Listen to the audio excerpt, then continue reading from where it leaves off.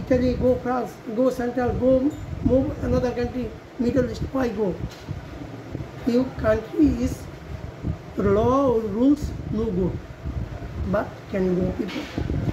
এখন যারা ঢুকবে কিন্তু ভালো এজেন্ট দিকে যে অরিজিনালি সাপ্লাই কোম্পানি ছাড়া নিম্ন যে কোম্পানিতে ভালো কোম্পানিতে যে কোম্পানিতে যাইবো এই কোম্পানিতে যেন কাগজ হয় 100% শিওর এমন কন্ট্যাক্ট করে যেন ঘুরে, নাইলে আমার মতন যারা গেছে আমি দেখে ঠিক করে দিই, কারণ আমি ঘুরেন মানুষ অনেক তো মনে করেন যে আজকে মনে করেন ভাগ্য ভালো, আজকে মামলার সেরার লোক আমার দেওয়া হয়েছে, আজকে যদি পরিচয় না হইতো আমি কোথায় থাকতাম? আমি যে জায়গায় কাজ করতাম এই জায়গাতে যখন আমার ভাগ করে দিছে, আমি এই ব্যাগ নিয়ে যে ব্যাগটুকুই আছে আমি খাইলাম হইলে কোথায়, থাকলাম হইলে কোথায়? এমন কোনো রেস্টুরেন্ট নাই যে বাংলা খাবার পাবেন আপনি রোমানিয়াতে। গোনা কয়েক সবজি আছে, এক ফুলকপি, বাঁধাকপি, কালাবাগুন আর হলো টমেটো আর পেঁচালু তো কম্পালসারি, এক আর কোনোই নেই, এছাড়া অন্য কোনো কিছু না। আপনি ফিশ মাছ কিনতেন যাবেন, মাছ সামুদ্রিক মাছ কিনলে 100 টাকা কেজি, যেমন তেমন 100 টাকা আমি বেতন পাই দিনে, আমি 100 টাকা কেজি 1 কেজি মাছ আনি খাম করে দিই, 1 কেজি মাছ চা খুঁজবো মনে হয় 4 দিয়ে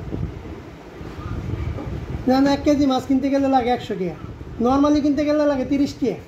তো 30 টাকা মাছটা কিনতে আমি ভাগ করে খাবো, একটা কপি কিনলে কেজি হলো 10 টাকা কেজি, ফুলকপি কিনেন, বাঁধাকপি কিনেন, বাঁধাকপি 6 টাকা কেজি, ফুলকপি 10 টাকা কেজি, 15 টাকা কেজি হচ্ছে যে একটা ইয়ে আছে, একটা কপি নিলে 15 টাকা, 15 টাকা হলে বাংলা টাকা 400 টাকা পড়ে একটা কপির দাম।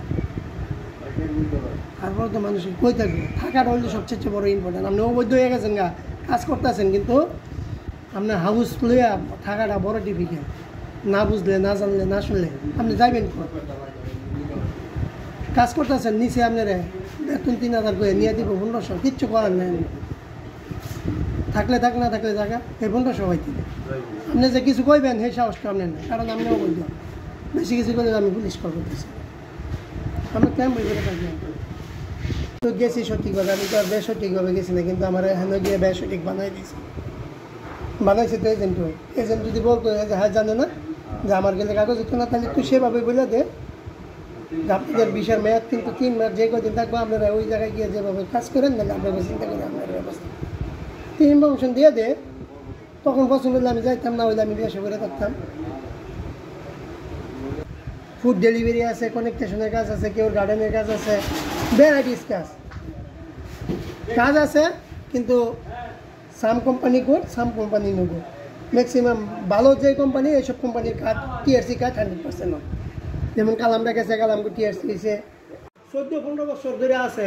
কোভিড মানে এই 19 COVID-19 পরে এমন লোক আছে আজকে 5 বছর ধরে রাস্তাঘাটে খুঁয়ে ঘুমায়, পাগল হয়ে গেছে গা, বাঙালি দিলে খায়, না দিলে না খাইয়া রাস্তাঘাটে ঘুমায়। সে এখন বলতেছে, এক বাঙালি গেছে এমনি ফেসবুকের মাধ্যমে, আমার যদি পারেন তো দয়া করে আমার দেশে পাঠাই দেন, আমি আর এই দেশে থাকতে চাই না রাস্তাঘাটে। তার চেহারাটা দেখলে একটা কাপড় পরে এই রাস্তাঘাটে শুইয়া ঘুমান খাওয়ান 7 মাস আবার কিতায় মানুষের। যারা বিদেশ না করছে, বিদেশ মানুষে মনে করে যে কত সস্তা, যারা প্রবাস গেছে তারাই বুঝে প্রবাসের দুঃখ, অন্য কেউ বুঝবে না।